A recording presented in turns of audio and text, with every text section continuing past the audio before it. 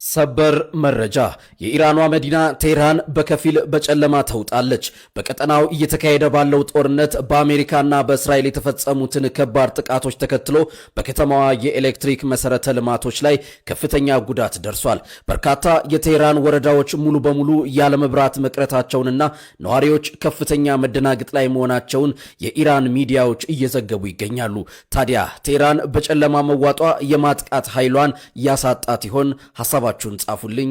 መልካም ጊዜ። ፓስተሮች ሊጠየቁ ነው። ፓስተሮችና የቤተክርስቲያን መሪዎችን የሚመለከት እጅግ አነጋጋሪ አስደንጋጭ መረጃ ወጥቷል። ከዚህ በኋላ የቤተክርስቲያን መሪዎች የቴዎሎጂ እንዲኖራቸው የሚያስገድድ ሕግ እንደሚወጣ ተገልጿል። መስፈርቱን የማያሟሉ ሐሰተኛ ፓስተሮች እንደሚታሰሩና እግዚአብሔርን በማዋረድ ወንጀል እንደሚከሰሱም ማስጠንቀቂያ ተሰጥቷል። ይህን ያሉት የኡጋንዳው ሙዚቀኛው ጋባ ናቸው። ለመሆኑ የሃይማኖት መሪዎች የቴዎሎጂ እንዲኖራቸው መገደዱ ምዕመናንን ከበዛ ይታደጋል ወይስ በሃይማኖት ነጻነት ላይ ጣልቃ መግባት ነው? እናንተ ምን ትላላችሁ? ሐሳባችሁን ኮሜንት ላይ ጻፉልኝ። መልካም